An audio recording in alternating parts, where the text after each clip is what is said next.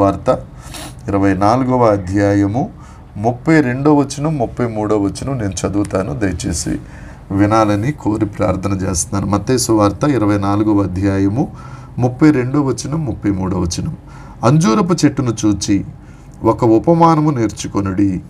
అంజూరపు కొమ్మ లేతదై చిగురించినప్పుడు వసంతకాలము ఇంకా సమీపముగా ఉన్నదని మీకు తెలియను. ఆ ప్రకారమే మీరీ సంగతులన్నీ జరుగుట చూచున్నప్పుడు ఆయన సమీపముననే ద్వారము దగ్గరే ఉన్నాడని తెలుసుకొనుడి. దేవునికి స్తోత్రం కలుగునుగాక. ఈ వాక్య భాగము ద్వారా పరిశుద్ధాత్మ దేవుడు మనతో మాట్లాడునుగాక. దేవునికి స్తోత్రం, దేవునికి స్తోత్రం. మనం గత ముందు భాగాల్లో పాత నిబంధనలో కానీ కొత్త నిబంధనలో కానీ చాలా వాక్యాలు రెండవ రాకడ గురించి ఉన్నాయని మనం ధ్యానించుకున్నాం. కొత్త నిబంధనలో అయితే ప్రతి 30 వచనాలకు ఒక వచనం రెండవ రాకడ గురించి తెలియజేసింది. అంటే చాలా వివరంగా తెలియజేసింది. అయితే ఈ వచనాలన్నీ ఏం చెప్తున్నాయి అని అంటే తేదీలు మనకు తెలియదు, కానీ సీజన్ ద్వారా ఆయన చూపుతున్న సూచనల ద్వారా ఆయన రెండవ రాకడ మనకు సమీపంగా ఉందని మనం అర్థం చేసుకోవచ్చని చాలా విషయాలు మనం నేర్చుకున్నాం. జార్జ్ ముల్లర్ మనందరికీ తెలిసిన దైవభక్తుడు, దేవుని సేవకుడు. ఆ దేవుని సేవకుడు ఏం చెప్తాడు అని అంటే ఆయన గురించి చెప్పుకోవాలి అని అంటే ఆ దేవుని సేవకుడు ఒక 10,000 మంది అనాథలను పెంచి పోషించి వారందరికీ కావలసిన అవసరతలు తీర్చి వారందరికీ బైబుల్ ట్రైనింగ్ ఇచ్చి 10,000 మంది సేవకులను తయారు చేసిన గొప్ప సువార్థికుడు.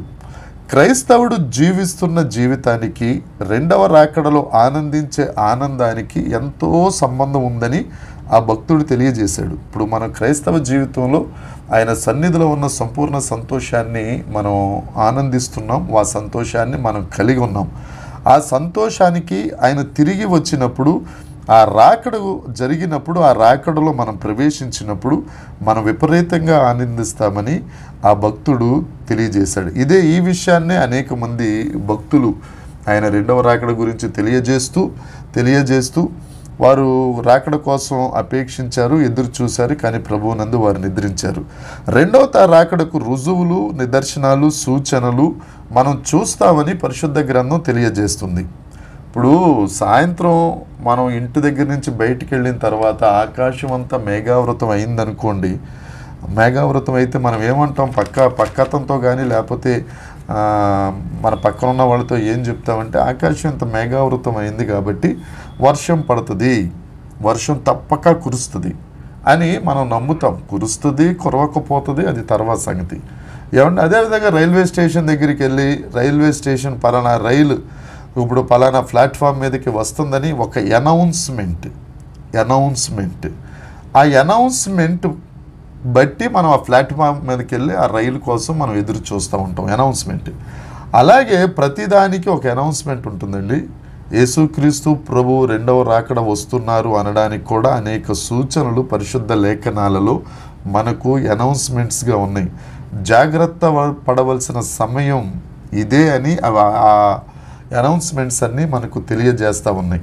అయితే మనం చదువుకున్న ఈ లేఖన భాగం మత్తయి వార్త 24వ అధ్యాయము 32వ వచనం 33వ వచనం చూస్తే అంజూరపు చెట్టు లేతదై అది పూలు పూస్తే చిగురిస్తే వసంతకాలము దగ్గరగా ఉందని, ఈ సూచన జరిగితే వసంతకాలం దగ్గరగా వస్తుంది. ఆ సూచన జరిగినప్పుడు నేను ద్వారం దగ్గరే ఉన్నానని మీరు తెలుసుకొనుడి అని మనం చదువుకున్న లేఖనం.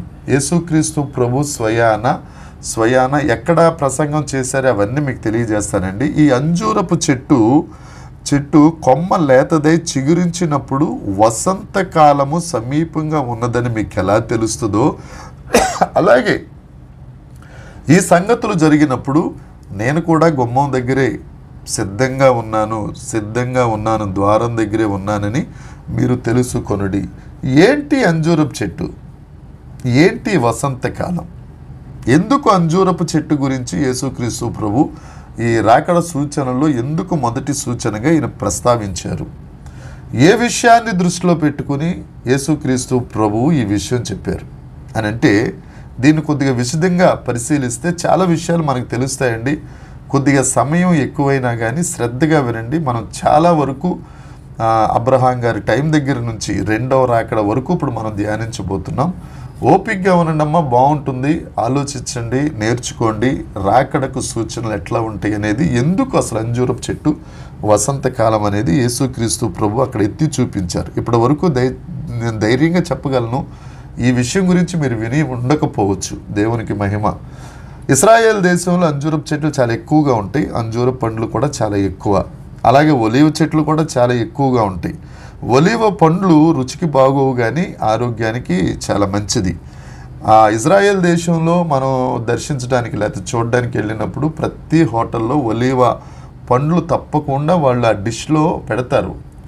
ఎందుకు అని అంటే అది ఆరోగ్యానికి మంచిదని. కొంతమంది తింటారు, కొంతమంది తినరు అనుకోండి. ఒలీవ పండు గురించి తెలిసిన వారు మాత్రం అది ఎంత చేదుగా ఉన్నా తప్పకుండా వారు దాన్ని తీసుకుంటారు ఆహారంగా. అయితే ఈ 24వ అధ్యాయంలో అనేక విషయాలు ప్రస్తావించబడ్డాయి. దీంట్లో ముందు భాగాల్లో మనం తెలియజేసుకున్నాం. రోమన్ చక్రవర్తుల కాలంలో మనం ఈ విషయం గురించి డొమేషియస్ చక్రవర్తి ఆయన కాలంలో ఎఫెసు సంఘం గురించి మనం ధ్యానించుకుంటున్నప్పుడు ఈ 24వ అధ్యాయాన్ని కూడా మనం ధ్యానించుకున్నాం. ఈ 24వ అధ్యాయం 2 విషయాల గురించి మనకి బాగా తెలియజేస్తుంది, మాట్లాడుతుంది. ఏంటి అని అంటే యెరూషలేము దేవాలయము ధ్వంసం అవడం గురించి, యుగ సమాప్తి అంటే రెండవ రాకడ గురించి మత్తయి సువార్త 24వ అధ్యాయం ప్రస్తావిస్తుంది. మనకున్న 4 సువార్తల్లో మత్తయి సువార్త 24వ అధ్యాయము, మార్కు సువార్త 13వ అధ్యాయము, లూకా సువార్త 21వ అధ్యాయం. మత్తయి సువార్త 24వ అధ్యాయం, మార్కు సువార్త 13వ అధ్యాయం, లూకా సువార్త 21వ అధ్యాయం. వీటిని గురించి యెరూషలేము దేవాలయం ధ్వంసమైపోవటం గురించి, యుగ సమాప్తి గురించి వ్రాయబడిన సువార్తలలోని ప్రత్యేక అధ్యాయాలు. ఒలీవ కొండ మీద యేసయ్య చేసిన ప్రసంగం ఈ మత్తయి సువార్త 24వ అధ్యాయం, మార్కు సువార్త 13వ అధ్యాయం, లూకా సువార్త 21వ అధ్యాయాల్లో చెప్పబడిన ఈ ప్రసంగాన్ని ఒలీవ కొండ మీద యేసుక్రీస్తు ప్రభు చేసిన ప్రసంగము అని అంటారు. ఎందుకు అని అంటే ఈ ఒలీవ కొండ చాలా ప్రాముఖ్యమైంది. యెరూషలేము గురించి మీరు ఈ వీడియో నేను అప్లోడ్ చేసినప్పుడు గుర్తుపెట్టుకుని చూస్తే ఒలీవ కొండ యొక్క ప్రాముఖ్యత, గెత్సెమనే తోట కింద ఉంటుంది. ఆ తోట మీద పైకి వెళ్తే ఒలీవల కొండ. ఆ కొండ మీద నుంచి యెరూషలేము చాలా క్లియర్గా కనిపిస్తుందండి.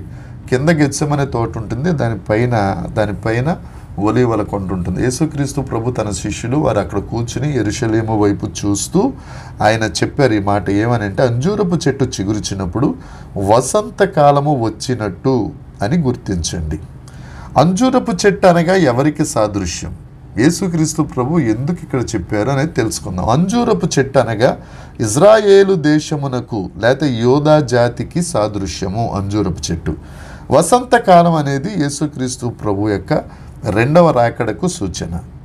అయితే క్రీస్తు శకం 30వ సంవత్సరంలో శిలువ మరణానికి ముందు యేసుక్రీస్తు ప్రభు మత్తయి సువార్త 24వ అధ్యాయం, మార్కు సువార్త 13వ అధ్యాయం, లూకా సువార్త 21వ అధ్యాయంలో ఈ ఒలీవ కొండ మీద ప్రసంగాన్ని 30వ సంవత్సరం క్రీస్తు శకం 30వ సంవత్సరంలో చేశారు. ఈ ప్రసంగంలో 2 విషయాలు ఉంటాయి. అదేంటంటే భవిష్యత్తులో యెరూషలేముని ఏ విధంగా ధ్వంసం చేస్తారో తెలియజేశారు. రెండవది యుగ సమాప్తి గురించి. ఎందుకంటే మన దేవుడు సర్వజ్ఞాని అయిన దేవుడు, ఆయన భవిష్యత్ జ్ఞానము కలిగిన దేవుడు గనుక భవిష్యత్తులో జరగబోయే సంగతుల గురించి ఆయన తెలియజేశారు. ఈ అంజూరపు చెట్టు ఇజ్రాయేలు ప్రజలకు సాదృశ్యమని ఒక 2 వాక్య లేఖనాలను మీకు నేను పరిచయం చేసి ముందుకెళ్తానండి. హోషేయ గ్రంథము 9వ అధ్యాయం. పెద్ద ప్రవక్తలు చిన్న ప్రవక్తలు అని ఉన్నారండి. అందులో కొద్దిగా ప్రముఖమైన ప్రవక్త హోషేయ ప్రవక్త. ఈయన చాలా విషయాలు దేవుని గురించి చాలా విషయాలు రాశారు. హోషేయ ప్రవక్త రాసిన 9వ అధ్యాయం 10వ వచనం చూస్తే, అరణ్యములో ద్రాక్ష పండ్లు దొరికినట్లు ఇజ్రాయేలు వారు నాకు దొరికిరి, చిగురు పెట్టు కాలమందు అంజూరపు చెట్టు మీద తొలి ఫలము దొరికినట్టు మీ పితరులు నాకు దొరికిరి. ఈ అంజూరపు చెట్టు ఇజ్రాయేలు ప్రజలకు సాదృశ్యమని మొట్టమొదటిగా హోషేయ గ్రంథం 9వ అధ్యాయం ద్వారా మనం తెలుసుకోవచ్చు. ఇంకొకటి ఇర్మియా గ్రంథము 24వ అధ్యాయం 1వ వచనం 2వ వచనం ఒకసారి చూద్దాం. ఇర్మియా గ్రంథం 24వ అధ్యాయము 1వ వచనం 2వ వచనం నేను చదువుతానమ్మా, మీరు గమనించండి. యెహోవా వాక్కు ఇదే, నా మందలో చేరిన గొర్రెలను 23 చదివేస్తున్నాను నేను. 24వ అధ్యాయం 1వ వచనం. బబులోను రాజైన నెబుకద్నెజరు యూదా రాజైన యెహోయాకీము కుమారుడుగు యొకన్యాను యూదా ప్రధానులను శిల్పకారులను కంసాలులను యెరూషలేము నుండి చెరపట్టుకొని బబులోనునకు తీసుకొని పోయిన తరువాత యెహోవా నాకు చూపగా, యెహోవా మందిరము ఎదుట ఉంచబడిన 2 గంపల అంజూరపు పండ్లు నాకు కనబడెను. యెహోవా మందిరం ముందు 2 గంపల అంజూరపు పండ్లు ఉన్నాయట. విచిత్ర గంపలు 2 పండ్లు ఉన్నాయి. అయితే ఒక గంపలో ముందుగా పక్వమైన అంజూరపు పండ్ల వంటి మిక్కిలి మంచి అంజూరపు పండ్లు ఉండేవి. ఒక దాంట్లో మిక్కిలి మంచి ఉన్నాయి అంటే రెండో దాంట్లో మిక్కిలి చెడ్డవి ఉన్నాయి అనే అర్థం. తిన సఖ్యం కాని పండ్లు ఉన్నాయట అక్కడ రాయబడి ఉన్న మాట. అంటే ఇశ్రాయేలు జనాంగం లేకపోతే యోధా జాతిలో కొన్ని తినడానికి ఉపయోగపడే పళ్ళు, దేవుని యందు భయభక్తులు కలిగిన వారు కొంతమంది ఇశ్రాయేలీలు యోధా జాతి వారని కూడా అనుకోవచ్చు. ఇంకొక గంపలో ఉన్నది దేవునికి అవిధేయత చూపించువారు అని అర్థం. ఈ 2 లేఖనాలను బట్టి అంజూరపు పండ్లు అనండి ఇశ్రాయేలు జాతికి, తర్వాత యోధా జాతికి సాదృశ్యం. అంజూరపు కొమ్మలు చిగురించడం అంటే అర్థం ఏంటి? యేసు ప్రభువు ఎందుకు వీటి గురించి ఇన్నిసార్లు 3 సువార్తల్లో 3 అధ్యాయాల్లో ఎందుకు లిఖించారు అని అంటే, అసలు ఇజ్రాయేల్ జనాంగం ఎవరు? ఈ ఇజ్రాయేల్ జనాంగం ఎవరి నుంచి వచ్చారు? మూల పితరులు ఎవరు? వీళ్ళు ఎక్కడి నుంచి వచ్చారు అనేది ఒకసారి మనం చూద్దాం. ఆల్బర్ట్ ఐన్స్టీన్, అందరూ చదువుకున్నవారే కాబట్టి ఆల్బర్ట్ ఐన్స్టీన్ అన్న ఆయన మనందరికీ తెలుసు. ఆయన E=mc² అనే ఒక ఫార్ములాని ఆయన కనిపెట్టారు. అయితే ఆయన చనిపోయిన తర్వాత కొంతమంది ఒక డాక్టర్ గారు ఏం చేశారంటే, ఆయన పోస్ట్ మార్టం అవుతున్నప్పుడు ఆయన మెదడుని దొంగిలించి తీసుకెళ్ళిపోయి ఇన్ని తెలివితేటలు ఈ ఆల్బర్ట్ ఐన్స్టీన్కి ఎక్కడి నుంచి వచ్చినాయి పరిశుద్ధమని ఆయన మెదడు ఎత్తుకెళ్ళిపోయి పరిశోధనలు చేశారు. అయితే ఇంత జ్ఞానం కలిగిన ఈయన దగ్గరికి ఒక ఆయన వచ్చి, ఒక శాస్త్రవేత్త వచ్చి, సార్ మీకు పరిశుద్ధ గ్రంథం సత్య గ్రంథం అని మీరు ఒక్క మాటలో ఎలా చెప్తారు? పరిశుద్ధ గ్రంథం అంతా సత్య గ్రంథం అని ఒక్క మాటలో చెప్పండి అని అంటే, ఒక్క మాటలో ఐన్స్టీన్ చెప్పింది ఏంటంటే, యూదులు అనబడేవారు భూమి మీద ఉన్నారు. ఈ ఒక్క మాటను బట్టి పరిశుద్ధ గ్రంథం సత్యం అని నమ్మి తీరాలి అని బల్లగుద్ది చెప్పిన వ్యక్తి సర్ ఐన్స్టీన్. ఇజ్రాయేలు వారు యూదులు ఎందుకు స్వకీయ సాంపద్యంగా ఎన్నుకున్నారో దేవుడు ఈ గ్రంథంలో తెలియజేశాడు. ఇజ్రాయేలీలు యూదులు అనే మాటను బట్టే దేవుడు ఉన్నాడని, బైబిల్ సత్యమని తెలుసుకోవాలి అని ఐన్స్టీన్ గారు ప్రతిపాదించారు. అయితే అసలు ఎక్కడి నుంచి వచ్చారు ఇజ్రాయేలీలు? ఎందుకు వీరు స్వకీయ సాంపద్యం అయ్యారు? ఇలా మూల పితరులు ఎవరు?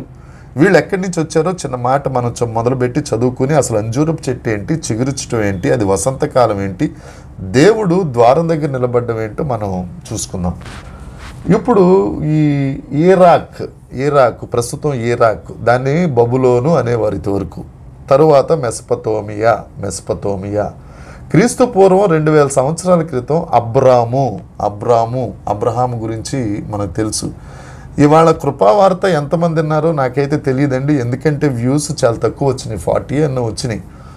ఇవాళ కృపావార్తలో ముందస్తుగా దేవుడు నాకు ఇచ్చిన రాత్రి ధ్యానిస్తున్నప్పుడు వాక్య భాగం ఆదికాండం 12వ అధ్యాయం 2వ వచనం గురించి నేను కృపావార్తలో ధ్యానించాను. మీరు విన్నారో లేదో మరి తెలీదు, ఎందుకంటే ఇంటివారే వింటారన్న నమ్మకం నాకు ఉండదు. పోనీ మంచిది, దాని కొనసాగింపే ఇప్పుడు ఉంటుందండి. అబ్రహాముని దేవుడు నీ స్వదేశాన్ని, నీ స్వకీయ జనాంగమును, నీ బంధువుల్ని, తర్వాత నీ ఇంటిని విడిచిపెట్టి బయటికి రా, తండ్రి అయిన తెరహును కూడా విడిచిపెట్టిరా అన్నాడు. ఒకవేళ నువ్వు విడిచిపెట్టి బయటకు వస్తే నేను నిన్ను ఎలా దీవిస్తాను అనేది ఆదికాండం 12వ అధ్యాయం 1, 2, 3 వచనాల్లో ఆయన తెలియజేశారు. ఎలా దీవిస్తారట? ఈ 3 వచనాల్లో ఉన్న ఆశీర్వాదాలు. మొదటిది, నిన్ను గొప్ప జనంగా చేస్తాను. రెండవది, నిన్ను ఆశీర్వదిస్తాను. మూడవది, నీ నామమును గొప్ప చేస్తాను. నాలుగవది, అతి ప్రాముఖ్యమైనది, నిన్నే ఆశీర్వాదకరంగా చేస్తాను. దీన్ని 4-fold బ్లెస్సింగ్స్ అంటారు వీటిని. ఈ ఈ ఆశీర్వాదాలు మనకు కూడా సంబంధించిన గలతీ పత్రిక చదువుకుంటే అర్థమవుతుంది. అయితే ఈ కాన్ఫరెన్స్లో ఉన్న వారికి ఒక మాట జాగ్రత్తగా వినండి. బైబుల్ చరిత్ర మనకు అర్థమైపోద్ది. కాస్త టైం ఎక్కువైనా కానీ పర్వాలేదు. అబ్రహాం జీవితంలో ఈ ఆశీర్వాదాలన్నీ జరిగినాయి. ఆయన సిద్ధపరిచిన ప్రాంతానికి దేవుని మాట పట్ల విధేయత చూపించి వెళ్ళాడు. అక్కడ 100 సంవత్సరాలు అయిన తర్వాత ఆయనకి కుమారుడు పుట్టాడు. ఆయనకి ఇస్సాక్ అని పేరు పెట్టారు. ఆ ఇస్సాక్కి రెబ్కాను తీసుకొచ్చి పెళ్లి చేశారు. ఇస్సాకు రెబ్కాలకు 40 సంవత్సరాల తర్వాత ఏషావు యాకోబు అనే పిల్లలు పుట్టారు. యాకోబు ఎబ్బోకు రేవు దగ్గరికి వచ్చినప్పుడు, ఆదికాండం 32వ అధ్యాయం 38వ వచనంలో 28వ వచనంలో యాకోబుని దేవుడు ఆశీర్వదిస్తాడు. అంతవరకు యాకోబు అని అంటే మరుగుపరచబడిన నామముది. యాకోబు అనేది మరుగుపరచబడిన నామం. ఆ పేరుకి అర్థం ఏంటంటే మడము పట్టుకొనినవాడు, మోసగాడు అని అర్థం. ఎక్కడైతే యాకోబు దేవునితో పోరాడి గెలిచాడో ఎబ్బేకు రేవు దగ్గర ఇజ్రాయేలు అని ఆయనకి పేరు పెట్టారు. ఇజ్రాయేల్ అంటే దేవునితో పోరాడువాడు. ఎందుకు పోరాడాడు? ఆశీర్వాదం కావాలని. అందుకనే మన పితరుల దేవుడు ఏమని పిలిపించుకోవడానికి ఇష్టపడ్డాడంటే అబ్రహాము దేవుడను, ఇస్సాకు దేవుడను, యాకోబు దేవుడను అని పిలిపించుకోవడానికి ఆయన ఇష్టపడ్డాడు. ఈ యాకోబు ఇజ్రాయేలుగా మారిన తర్వాత పుట్టిన సంతానం ఇజ్రాయేలీలు. వారు 12 మంది కుమారులు. అయితే అందులో యోధాని దేవుడు ఏర్పాటు చేసుకుని వారిని యూదులుగా చేశారు. అది యోధా గోత్రం. వీరు ఈ ఇజ్రాయేలీలందరూ ఐగుప్తు దేశంలోనికి వెళ్ళిన తర్వాత అక్కడ బానిసలుగా ఉండి 430 సంవత్సరాలు ఉన్నారు. తర్వాత మోషే వారిని దేవుని కృపచేత దేవుని సామర్థ్యం చేత ఐగుప్తులో ఉన్న ఇజ్రాయేలీలను 430 సంవత్సరాల తర్వాత బయటికి తీసుకొచ్చి 40 సంవత్సరాలు అరణ్య మార్గంలో నడిపించి ఇక చివరికి తీసుకెళ్ళిన తర్వాత ఆయన ప్రభువునందు నెబో పర్వతం మీద నిద్రించారు. ఈ యెహోషువ గారు హ్యాండ్ ఓవర్ చేసుకుని వారి కనానులోనికి ఇశ్రాయేలీలను ప్రవేశపెట్టి 3 భాగాలు కనానుని దేవుడు యుద్ధం చేయుచుండగా దేవుడే వారి పక్షాన్ని నిలవబడగా వారి 12 గోత్రాల వారికి సంపాదించి వారి విధుల ప్రకారం వారికి అనుగ్రహించాడు, వారికి పంచిపెట్టాడు. యెహోషువ ప్రభువునందు నిద్రించిన తర్వాత న్యాయాధిపతులు వచ్చారు. వారు ఒక 400 సంవత్సరాలు ఇజ్రాయేలు ప్రజలకు న్యాయాధిపతులుగా, ఇంచుమించు రాజులుగా వారు పరిపాలించారు. వీరు ఇజ్రాయేలు కాపాడడానికి చాలా ప్రయత్నం చేశారు. కానీ చివరిలో సమూయేలు కుమారులు వారి ప్రవక్తన వలన ఈ ఇజ్రాయేలీలు విసుగు చెంది రాజు కావాలని గట్టిగా పట్టుపెట్టారు. సమూయేలు అన్నాడు, బాబు రాజుగారు వద్దయ్యా, దేవుడే మనకి రాజు. ఒకవేళ రాజు వస్తే ఏం చేస్తాడో, ఏం ఇబ్బందులు కలుగుతాయో వారికి తెలియజేసినా కానీ ఆ ప్రజలు అన్నారు, మేము మాత్రం అన్నిటికీ సిద్ధంగా ఉన్నాం, మాకు రాజు కావాలి అనగానే దేవుడు కూడా సరే అన్నారు. సమూయేలా, నువ్వెందుకు దుఃఖపడతావు? వారు అడిగినట్టుగా వారికి రాజునిచ్చాయంటే ప్రజల అభిష్టం మేరకు ప్రజల ఇష్ట ప్రకారం ఎన్నుకోబడిన వాడు సౌలు. ఆయన ఇజ్రాయేల్ దేశపు మొట్టమొదటి రాజుగా ఉన్నాడు. 40 సంవత్సరాలు పరిపాలించాడు. ఆ తరువాత కొన్ని తప్పు పనులు చేయటం వలన దేవుడు ఆయన పక్కన పెట్టాడు. దేవుని నిర్ణయం ప్రకారం దావీదు గారు రాజయ్యారు. ఈయన 40 సంవత్సరాలు పరిపాలించాడు. ఈయన తరువాత బెత్షెబాకు పుట్టిన సొలొమోను, దావీదు గారికి బెత్షెబా ద్వారా పుట్టిన సొలొమోను రాజు అయ్యాడు. ఆయన 40 సంవత్సరాలు మరలా పరిపాలన చేశాడు. ఈ 120 సంవత్సరాలు 12 గోత్రాలు కలిసి ఉన్న రాజ్యము అని అంటారు. వీళ్ళు కలిసి ఉన్నారు. ఇది బంగారు కాలం. ఈ సౌలు గారు, దావీదు గారు, సొలొమోను గారు, ఇది బంగారు కాలం. అయితే దావీదు గారు దేవాలయం కట్టాలని ఆశించాడు.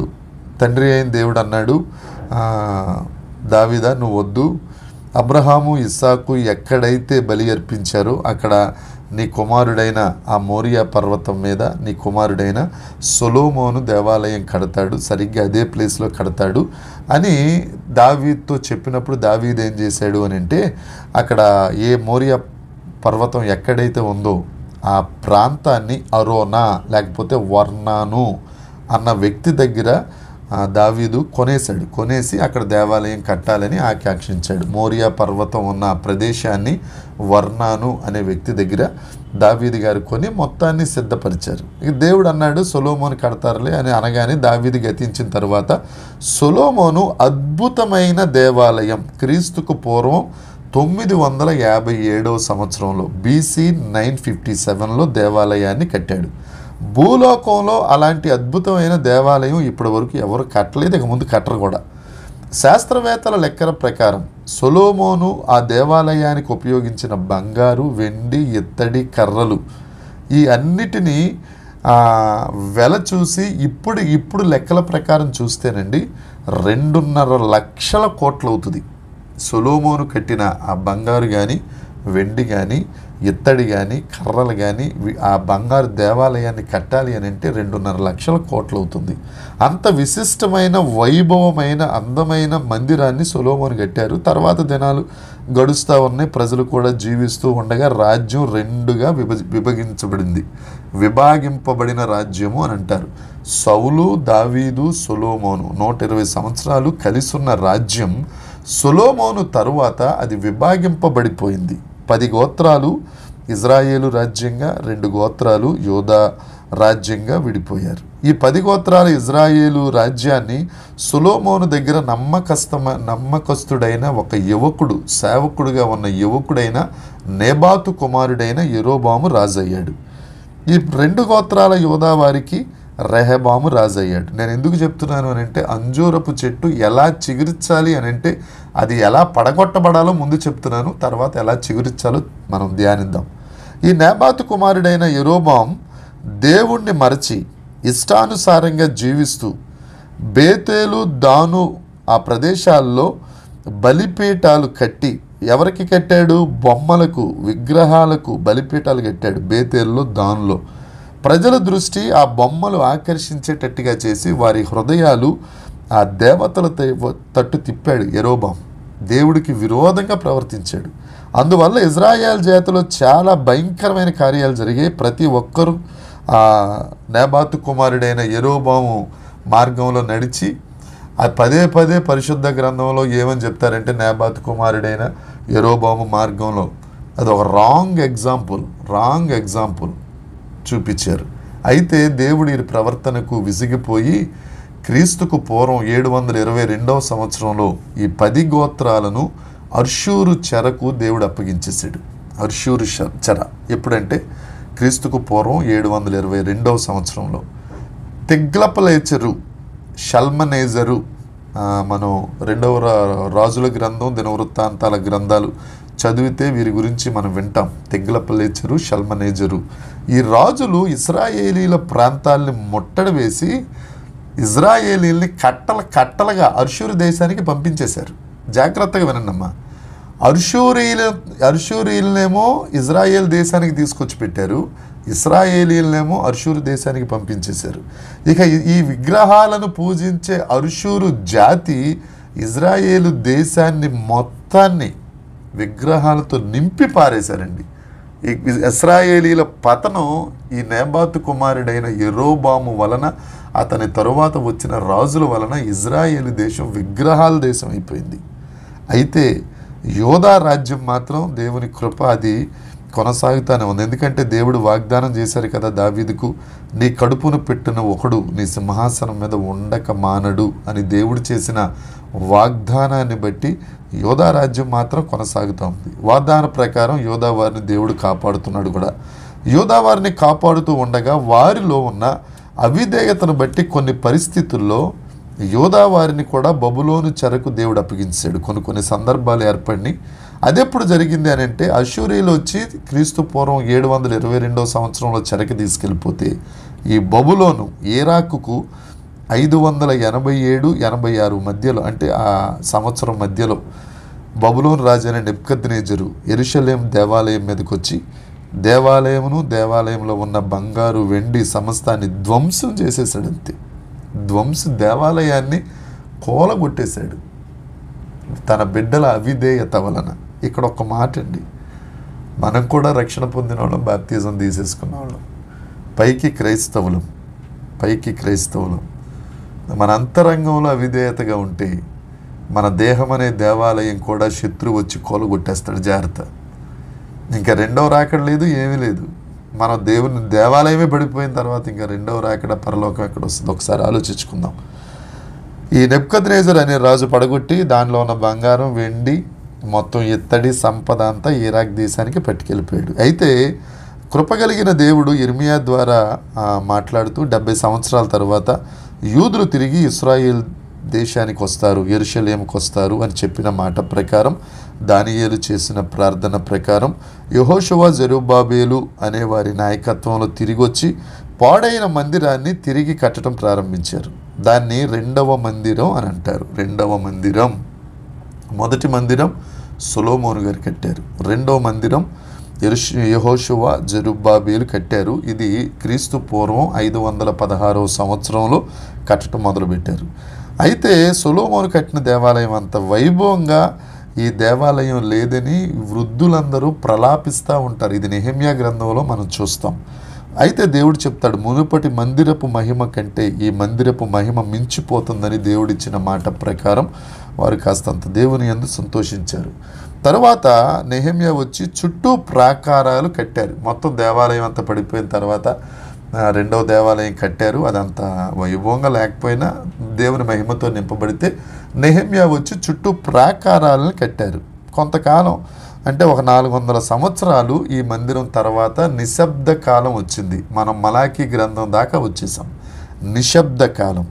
ఆ కాలంలో మంచి ప్రవక్తలు లేరు.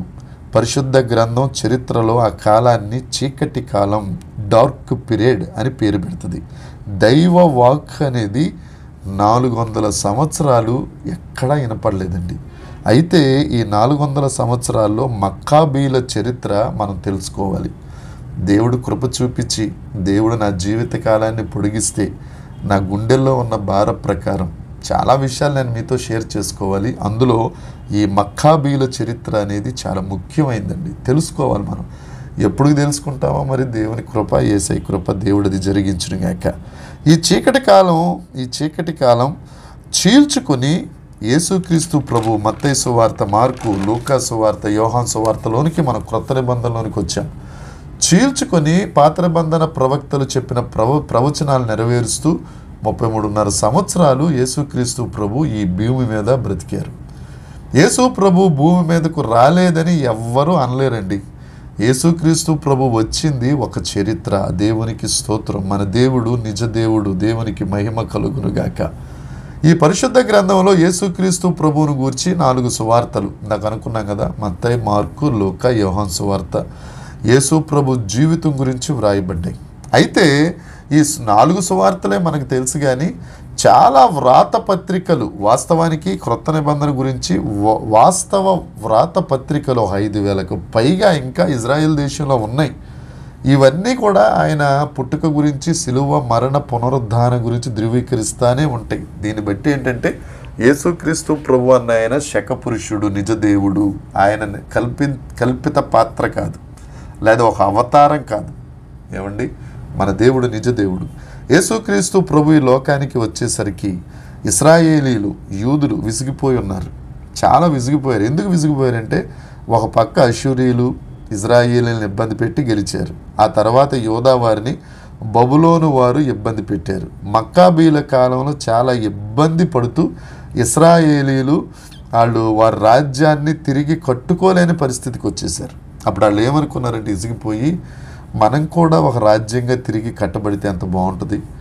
ఈ ప్రపంచాన్ని ఏళ్తున్న ఒక రోమన్స్ లాగా, ఈ ప్రపంచాన్ని ఏళ్తున్న గ్రీకుల్లాగా, ఈ ప్రపంచాన్ని ఏలిన బబులోను సామ్రాజ్యంలాగా, ఈ ప్రపంచాన్ని ఏలిన అష్షూరు సామ్రాజ్యంలాగా, ఈ ప్రపంచాన్ని ఏలిన ఐగుప్తీయుల్లాగా మనం కూడా ఈ ప్రపంచాన్ని ఏలితే ఎంత బాగుంటుంది అని వారు చాలా ఆశ పెట్టుకుని, యోధా జనాంగం, యోధా జాతి ప్రపంచాన్ని ఏలాలి అని ఆశిస్తూ, సూపర్ పవర్ అవ్వాలని కోరుకుంటూ మెస్సయ్య కోసం చాలామంది ప్రార్థనలు చేయటం మొదలుపెట్టారు. అర్థమవుతుంది అనుకుంటానండి. వారు ప్రార్థనలు చేశారు చాలామంది. మెస్సయ్య రావాలి, మెస్సయ్య రావాలి, మెస్సయ్య కోసం ఎదురు చూశారు పాత నిబంధన ప్రవచనాల కొరకు. కాకపోతే ఎక్కడ తప్పు జరిగిందంటే, వారు ఏమనుకున్నారంటే మెస్సయ్య వచ్చి ప్రపంచాన్ని ఏల్తాడు అని 1వ శతాబ్దంలో చాలా కష్టపడి చూశారండి. అలాంటి వారిలోనే ఇస్కరియోతు యోధా ఒకడు, మెస్సయ్య కొరకు భక్తి శ్రద్ధలతో ఎదురు చూచినవాడు. అయితే అతను యేసుక్రీస్తు ప్రభుని సరిగ్గా అర్థం చేసుకోలేపాడు. అతనే కాదు, చాలామంది యూదులు కూడా. అయితే యేసయ్య ఒక మాట యోధా ఇస్కరియోతు అంటాడు, నా రాజ్యం ఈ లోక సంబంధమైంది కాదు, నా రాజ్యం పరలోక సంబంధమైంది. అందులో పాప క్షమాపణ, నిత్య రాజ్యము వారసులుగా చేయబడుతుంది. నిత్య రాజ్య వారసులుగా అవ్వాలంటే పాప క్షమాపణ, పశ్చాత్తాపం అనేది ఉండాలి అని యేసుక్రీస్తు ప్రభు చెప్పి, నశించిన దానిని నేను వెతికి రక్షించడానికి ఇక్కడికి వచ్చానని యేసుక్రీస్తు బోధలు చెప్తూ ఉంటే, యూదులు ఎంతో వీరోచితమైన వ్యక్తి వస్తాడని ఎదురు చూశారు. ఆయన వచ్చి మెస్సయ్య వచ్చి రోమల్ని జయించేస్తాడు, యోధా రాజ్యాన్ని గట్టిపరుస్తాడు, మా జాతిని ఉద్ధరిస్తాడని వాళ్ళు కనిపెట్టారు. తీరా యేసు ప్రభు వచ్చి ఆయన బోధలు, ఆయన పరిస్థితులు విచిత్రంగా అనిపించిన వాళ్ళకి. యేసు ప్రభు బోధలు ఏంటి? శత్రువుని ప్రేమించండి, మిమ్మల్ని హింసిస్తున్న వారి కొరకు ప్రార్థన చేయండి. అన్ని బోధలు ఇంతే కదా యేసు ప్రభు చేసింది. అయితే వాళ్ళు అనుకున్నారు, అరే ఈయన మెస్సయ్య కాదురా, మెస్సయ్య అయితే ఇలా ఉండడో, మన రాజ్యాన్ని నిలబెడతాడు అనుకున్న ఆ మెస్సయ్య ఈయన కాదురా అని యేసుక్రీస్తు మీద ఆయనకు మనసు ఇరిగిపోయింది. మెస్సయ్య కాదనుకున్నారు. అయితే యేసు ప్రభు ఈ లోకంకి వచ్చింది ఒక జాతిని ఉద్ధరించడానికి కాదండి, మొత్తం ప్రపంచాన్ని రక్షించడానికి యేసుక్రీస్తు ప్రభు వచ్చారు. పాపపు బానిసత్వంలో ఉన్న, పాపపు సంఖ్యల్లో ఉన్న ప్రతి మనిషిని విడిపించి పరలోక రాజ్యానికి చేర్చడం యేసుక్రీస్తు ప్రభు ఇక్కడికి రావటానికి కారణం. పాపులను రక్షించుటకు యేసుక్రీస్తు ప్రభు ఈ లోకానికి వచ్చారు. ఆయన చనిపోకముందు ఒలీవ కొండ మీద కూర్చుని, ఇప్పుడు నేను మొదటికి వచ్చానండి, ఒలీవ కొండ మీద కూర్చుని యెరూషలేమును చూస్తూ, ఇదిగో ఈ రాళ్ల కట్టడం, ఈ దేవాలయం, యెరూషలేము దేవాలయం చూస్తున్నారు కదా, ఇది చాలా గొప్ప దేవాలయం అనుకుంటున్నారే, ఒకానొక నాడు రాతి మీద రాయి ఉండదని, ఆ రోజు రాబోతుందని ఒలీవ కొండ మీద చెప్పిన, అంటే మత్తయి సువార్త 24వ అధ్యాయం, మార్కు సువార్త 13వ అధ్యాయం, లూకా సువార్త 21వ అధ్యాయంలో చెప్పబడిన యెరూషలేము దేవాలయ విధ్వంసం గురించి యేసు ప్రభు ప్రకటించారు. ఇక్కడ కూర్చుని ప్రకటించిన తర్వాత ఆయన చెప్పింది, అంజూరపు చెట్టు చిగురిచ్చినప్పుడు వసంతకాలం సమీపించిందని, నేను ఆ కాలం వచ్చినప్పుడు నేను ద్వారం దగ్గర నిలబడ్డాను, సమీపంగా ఉన్నారని మీరు తెలుసుకోండి. యేసుక్రీస్తు ప్రభు చెప్పినట్టు యెరూషలేము విధ్వంసం, యేసుక్రీస్తు ప్రభు క్రీస్తు శకం 30వ సంవత్సరంలో చెప్తే, యేసుక్రీస్తు ప్రభు చెప్పిన ప్రవచన ప్రకారం క్రీస్తు శకం 70వ సంవత్సరంలో వెస్పేనియన్ రాజు కొడుకు టైటస్ యూదుల మీద యుద్ధానికి వచ్చి యెరూషలేము దేవాలయాన్ని మొత్తం ధ్వంసం చేసేసాడు. ఈ దేవాలయం 3వ దేవాలయం. మొదటి దేవాలయం సొలొమోను కట్టిన దేవాలయం, రెండవ దేవాలయం యెహోషువ జెరుబ్బాబేలు కట్టిన దేవాలయం. దానికి కొద్దిగా రిపేర్లు చేసి హేరోదు దేవాలయం కట్టాడు. ఆ దేవాలయాన్ని ఈ టైటస్ రాజు వచ్చి ధ్వంసం చేసేసాడు. ఈ దేవాలయం ధ్వంసం చేసేస్తున్నప్పుడు ఈ లూకా సువార్త 21వ అధ్యాయంలో, మత్తయి సువార్త 24వ అధ్యాయంలో యేసు ప్రభు అంటారు, ఈ మాటలు దేవాలయం రాయి మీద రాయి పడగొడుతున్నప్పుడు ఎవరైతే నా మాటకు విధేయులై కొండల మీదకి పారిపోతారో, అప్పుడే చెప్పుకున్నాం మనం, పెళ్ళా అన్న యెరూషలేముకు దూరంగా ఉన్న కొండ మీదకి పారిపోయిన క్రైస్తవులకు ఏ హాని జరగలేదు. కొంతమంది వెళ్ళిపోయారు, చాలామంది చుట్టుపక్కల దేశాలకు పారిపోయారు. యేసుప్రభు మాటలు నమ్మిన వాళ్ళు మాత్రం పెళ్ళా అన్న ఆ స్థలానికి వెళ్ళి రక్షించబడ్డారు. అయితే ఈ విధ్వంసం జరిగిన తర్వాత ఇజ్రాయేలీలందరూ ప్రపంచం అంతా చెల్లాచెదురైపోయారు. ఐరోపా ఖండానికి వలస వెళ్ళిపోయారు. మొత్తం యూదా దేశం, ఇజ్రాయెల్ దేశం ఖాళీ అయిపోయింది. అంటే అంజూరపు చెట్టు నరకబడింది. యోధా జాతి అంజూరపు చెట్టు, ఆ లేఖనాలు చూస్తే టైటస్ అనే రోమన్ చక్రవర్తి ద్వారా నరకబడిన చెట్లాగా అయిపోయింది.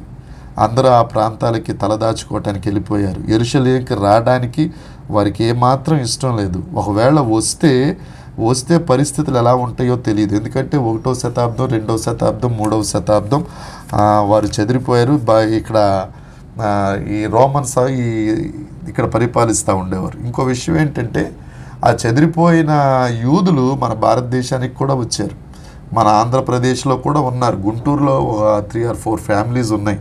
పశ్చిమ గోదావరి జిల్లా తాడేపల్లిగూడెం దగ్గర కొన్ని ప్రాంతాలు ఉన్నాయి. అలా ప్రపంచం అంతా చెదిరిపోయారు. యోధా దేశం అంతా మొద్దులా మారిపోయింది. ప్రపంచం అంతా యోధులు మరలా ప్రార్థన చేయటం మొదలుపెట్టారు. అంజూరపు చెట్టు చిగుర్చాలి, వసంతకాలం రావాలి.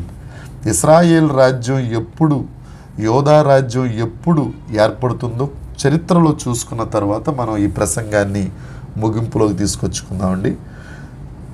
క్రీస్తు శకం 705వ సంవత్సరంలో మనం ఈ ఒమర్ అనే రాజు గురించి కూడా మనం నేర్చుకున్నాం.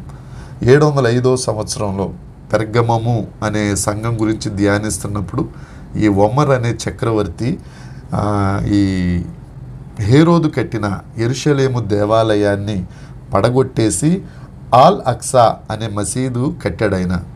బహుశా మీ అందరికీ గుర్తుంటుంది, ఎందుకంటే ఇక్కడ ఉన్న వారందరూ చాలా జ్ఞానవంతులు, చదువుకున్నవారు కాబట్టి మీరు అంతగా మర్చిపోరు. ఇంకా మీరు నాకు సహాయం చేస్తారు, ఇంకా ఒకవేళ ఏమైనా ప్రసంగం చేయమంటే. వాళ్ళు ఆ దేవాలయాన్ని సమూలంగా నాశనం చేసేసి ఆల్ అక్సా అన్న మసీదుని ఒమర్ అనే రాజు కట్టాడు. అక్కడ ఏం కథ చెప్పారంటే, అల్లా చనిపోయిన తరువాత ఆయన గుర్రం మీద పరలోకం వెళ్ళిపోయాడు కాబట్టి ఇది పవిత్ర స్థలం అనే చిన్న కథ చెప్పి అక్కడ ఈ మసీదుని కట్టేశారు ఆల్ అక్సా అని. అయితే ఒక గోడ మాత్రం ఇప్పటికీ మిగిలింది యూదులు ఆరాధన చేసుకోవటానికి, లేకపోతే తోరా అనే ధర్మశాస్త్రాన్ని చదువుకోవటానికి. ఇప్పుడు ఆ గోడను ఏమంటారంటే వీపింగ్ వాల్, ఏడుపుల గోడ అని అంటారు. అయితే 1914వ సంవత్సరం, 18వ సంవత్సరంలో మొదటి ప్రపంచ యుద్ధం జరిగింది. చాలామంది టీచర్స్ కూడా ఉన్నారు. మొదటి ప్రపంచ యుద్ధం జరిగింది.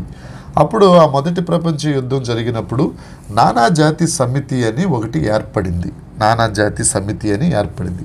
అయితే ఈ మొదటి యుద్ధం జరగకముందు 1997వ సంవత్సరంలో థియోడర్ అనే ఒక యూదుడు ఒక ఉద్యమాన్ని స్టార్ట్ చేశాడు. ఏంటి ఆ ఉద్యమం అంటే, ఇజ్రాయేలీలందరూ ఒక చోట ఉండాలి అనే ఉద్యమం కొనసాగించాడు.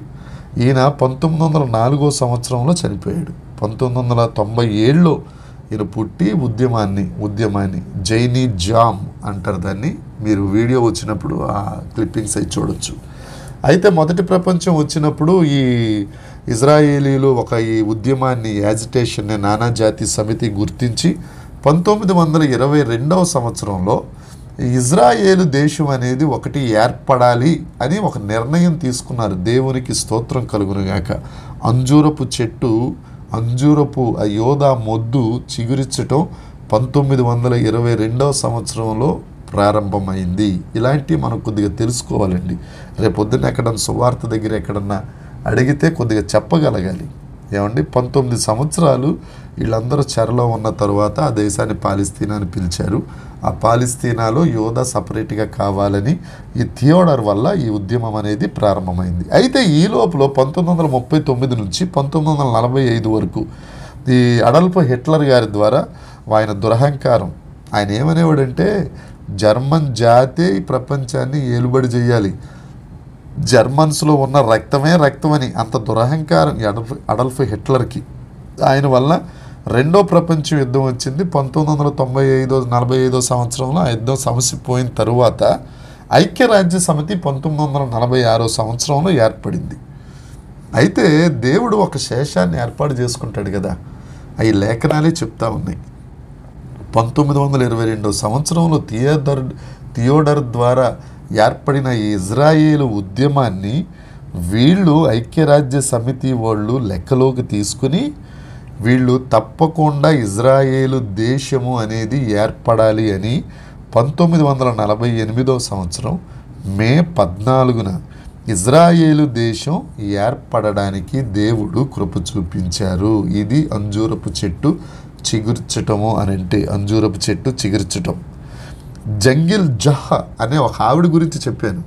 వాళ్ళ ఆయన గారు, నేను దేవుడి స్వరూపంలో ఉన్నాడు కాబట్టి దేవుడిని నేనే మా ఆవిడ ఆ అవ్వ స్వరూపంలో లేకపోతే దేవుడి భార్య స్వరూపంలో ఉంది కాబట్టి ఈ జంగిల్ జహాన్ ఆవిడే దేవత అని మనం గుర్తు చేసుకున్నాం. గుర్తుందో లేదు ఈ 1948 మే 14 యేసుక్రీస్తు ప్రభు రెండవ రాకడని చెప్పేసి ఇక రెండవ రాకడ అయిపోయిందని ప్రస్తావించింది దీన్ని బట్టి. అయితే సంఖ్యాకాండంలో ఒక ప్రవచనం ఉంటుంది, యోదాలో నక్షత్రం ఉదయిస్తుంది. ఈ మే నెల 14వ తారీఖు 1948వ సంవత్సరంలో ఈ ఇజ్రాయెల్ దేశం ఏర్పడింది. డేవిడ్ బెన్ అన్న ఆయన మొదటి ప్రధానిగా ఉన్నారు. ఇదంతా ఎందుకు చెప్తున్నానంటేనండి, ఎప్పుడో క్రీస్తు శకం 30వ సంవత్సరంలో యేసుక్రీస్తు ప్రభు ప్రవచించిన 2 ప్రవచనాలలో ఒక ప్రవచనం 70వ సంవత్సరంలో టైటస్ రోమన్ చక్రవర్తి ద్వారా అది నెరవేరింది. ఇంకొకటి ఈ అంజూరపు చెట్టు గురించి రాకడ గురించి చెప్పిన ప్రవచనం క్రీస్తు శకం 30వ సంవత్సరంలో యేసుక్రీస్తు ప్రభు ప్రవచించింది 1948వ సంవత్సరం మే 14వ తారీఖున నెరవేరింది. ఆ ప్రవచనం యొక్క మాటే అంజూరపు చెట్టు చిగురించును, వసంతకాలం వచ్చినట్టుగా మీరు గుర్తించండి. అలాగే ఈ సూచనలు జరిగినప్పుడు ఈ అంజూరపు చెట్టు చిగురుస్తుంది, వసంతకాలం వస్తుంది అనే ఈ మాట నెరవేరినప్పుడు నేను ద్వారం దగ్గర ఉన్నాను, నేను రావటానికి సిద్ధపడుతున్నాను అని సూచన. ఇది ఇశ్రాయేలు రాజ్య ఆవిర్భవము, అంజూరపు చెట్టు చిగుర్చటము. ప్రపంచంలో ఉన్న యూదులందరూ ఇప్పుడు ఇజ్రాయేలు దేశానికి రావటం మొదలుపెట్టారు, వస్తున్నారు. ఆయన ప్రవచనం నెరవేరడానికి 19 సంవత్సరాల టైం పట్టింది. ఈ అంజూరపు చెట్టు ఇజ్రాయేలు దేశం చిగిర్చి అది ఇప్పుడు కాయలు కాసే పరిస్థితిలోనికి వచ్చేసింది. కాబట్టి వసంతకాలము ప్రారంభమైపోయింది. యేసుక్రీస్తు ప్రభువు రాకడకు యేసు ప్రభు ద్వారం దగ్గర సిద్ధంగా ఉన్నారు. ఆయన రాకడ సమీపంగా ఉంది, ఆయన సమీపంగా ఉన్నారు రావడానికి. ఇది ఈ మత్తయి సువార్త 24వ అధ్యాయం 32, 33 వచనాలలో యేసుక్రీస్తు ప్రభు స్వయాన చెప్పిన రాకడ మొదటి సూచన ఇంత టైం పట్టిందండి. ఇక మిగతా సూచనలు దేవుడి కృప, దేవుని చిత్త ప్రకారం రేపటి దినాన్న మరలా వచ్చే బుధవారం, గురువారం మనం ధ్యానించుకుందాం. రాకడ సూచనలు వినండి. దేవుడు సమీపంగా ఉన్నారు, ఆయన రాకడకు మనం దగ్గరగా ఉన్నాం. ఎంతవరకు మన తాతలు, ముత్తాతలు, పాస్టర్లు వారందరూ చెప్పారంటే ఆ మొద్దు చిగుర్చి కొమ్మలు పెట్టడం ప్రారంభించింది, కాపు వేయటానికి ఈ కాలం వచ్చింది. ప్రపంచమంతా చల్లా చెదిరైన ఇజ్రాయేలీలందరూ, యోధా జాతి వారందరూ ఇప్పుడు ఇజ్రాయేల్కి రావటం మొదలుపెట్టారు. మొన్న ఇంచుమించు ఒక 22 ఫ్లైట్లలో ప్రపంచం అంతా చెదిరిపోయిన వారు ఇక మేము మా దేశంలో ఉంటానని వారి ఉద్యోగాలకి రిజైన్ చేసేసి ఇజ్రాయేల్ వచ్చేస్తున్నారు. అంజూరపు చెట్టు చిగిరించేస్తుంది, వసంతకాలం ప్రారంభమైపోయింది. యేసుక్రీస్తు ప్రభు రాకడకు మనం సమీపంగా ఉన్నాం కనుక సిద్ధంగా ఉందాం, జాగ్రత్తగా ఉందాం. 2వ పేతురు పత్రిక 3వ అధ్యాయం 10, 11 వచనాల ప్రకారం యథార్థంగా పవిత్రంగా మనం ఉందాం. దేవుడి మాటలు దీవించునుగాక. ఆ ఎత్తబడే గుంపులో 2వ రాకడలో ఎత్తబడే వారిగా మనం ఉందుముగాక. దేవునికి స్తోత్రం కలుగునుగాక. ఆమేన్.